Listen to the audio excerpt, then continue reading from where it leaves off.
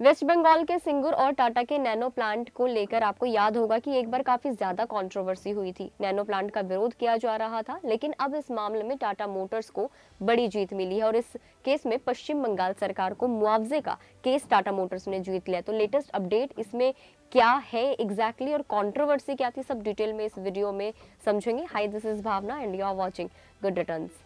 Latest update में Tata Motors limited ने कहा है कि एक मध्यस्थता पैनल ने सिंगूर नैनो प्रोजेक्ट केस में West Bengal industrial development corp से ब्याज समेत 766 करोड़ रुपए की वसूली के लिए उसके पक्ष में फैसला सुनाया है। टाटा कंपनी ने पश्चिम बंगाल के सिंगूर में ऑटोमोबाइल मैन्युफैक्चरिंग फैसिलिटी के संबंध में कैपिटल इन्वेस्टमेंट के नुकसान के कारण WBIDC से मुआवजे का दावा किया था। WBIDC पश्चिम बंगाल के industries, commerce and enterprises department की प्रमुख नोडल एजेंसी है। ममता बनर्जी सरकार के अधीन है। फैसले के तहत कंपनी को 765.8 करोड़ रुपए की वसूली का हकदार माना गया और इसमें 1 सितंबर 2016 से WBIDC से एक्चुअल रिकवरी तक 11% पर एनम की दर से ब्याज शामिल है। कंपनी को इसके साथ ही कार्यवाही की लागत के लिए 1 करोड़ रुपए भी वसूल किया जाएगा। फैसले के बाद आर्बिट्रल प्रोसीडिंग्स खत्म हो गई है। अब जानते हैं कि पूरा मामला क्या था जिसको लेकर बवाल हुआ था। तो दरअसल 18 मई 2006 को टाटा ग्रुप के चेयरमैन रतन टाटा ने वेस्ट बंगाल के then chief minister Buddhadeb Bhattacharya और ministry of state for commerce Nirupam Sen के साथ एक बैठक के बाद सिंगूर में टाटा मोटर्स की छोटी कार प्रोजेक्ट लगाने की अनाउंसमेंट की थी। इसके बाद प्रोजेक्ट के लिए जरूरी 1000 एकड़ जमीन की खरीद की जो प्रोसेस था वो शुरू हुआ। ममता बनर्जी से पहले वामपंथी सरकार थी जिन्होंने ये परमिशन दी थी। इस परमिशन के अंडर बंगाल की जमीन पर रतन टाटा के ड्रीम प्रोजेक्ट नैनो के प्रोडक्शन के लिए प्लांट लगाया जाना था। 2006 में किसानों ने टाटा ग्रुप पर जबरन जमीन अधिग्रहण करने का आरोप लगाते हुए जबरदस्त विरोध प्रदर्शन किया। फिर किसानों के साथ ममता बनर्जी भी इस प्रदर्शन में शामिल हो गई। तब ममता बनर्जी अपोजिशन में थी और वामपंथी सरकार की नीतियों के खिलाफ थी, इसीलिए प्रोजेक्ट का भी उन्होंने विरोध किया। मामले पर अपना विरोध जाहिर करते हुए ममता बनर्जी ने उस वक्त भूख हड़ताल तक की थी।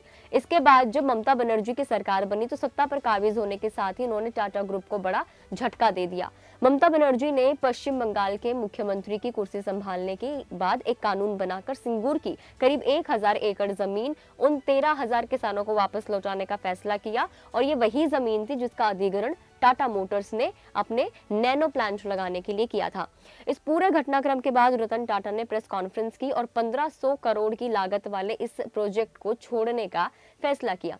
उन्होंने अपने वर्कर्स के हित में सिंगूर से बाहर निकलने का फैसला किया था और नैनो प्लांट को पश्चिम बंगाल से हटाकर गुजरात के सानंद में शिफ्ट कर लिया। टाटा मोटर्स ने साल 2011 में ममता सरकार के उस कानून को चुनौती दी थी जिसके जरिए कंपनी से जमीन वापस ले ली गई थी। जून 2012 में कोलकाता हाईकोर्ट ने सिंगूर एक्ट को असंवैधानिक यानी कि अनकॉन्स्टिट्यूशनल घोषित कर दिया और भूमि पट्टा समझौते मींस लैंड लीज एग्रीमेंट के तहत कंपनी के अधिकारों को बहाल कर दिया। इस फैसले के बावजूद टाटा मोटर्स को जमीन का कब्जा वापस नहीं मिला।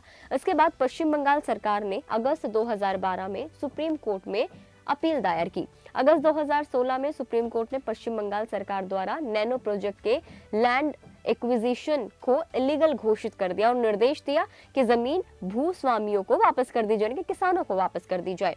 टाटा मोटर्स ने इसके बाद जमीन की लीज के समझौते के क्लॉज का हवाला देते हुए कंपनसेशन की मांग की। क्लॉज के मुताबिक अगर जमीन के अधिग्रहण को इलीगल भी माना जाए तो राज्य साइट पर लग चुकी लागत के लिए कंपनी को क्षतिपूर्ति देनी होगी। टाटा मोटर्स ने इस मामले में आर्बिट्रेशन की मांग की और करीब मामले के 7 साल ट्रिब्यूनल में रहने के बाद टाटा मोटर्स को अब फाइनली जीत मिली है और सूद के समेत अब पश्चिम बंगाल सरकार को टाटा मोटर्स को पैसे वापस करने होंगे। तो ये मामला पूरा यही था। आपको ये वीडियो कैसी लगी कमेंट करके जरूर बताएं। अगर आप फेसबुक पर देख रहे हैं तो फेसबुक पेज को लाइक करें, यूट्यूब पर देख रहे हैं तो गुड रिटर्न्स के यूट्यूब चैनल को सब्सक्राइब करना ना भूलें।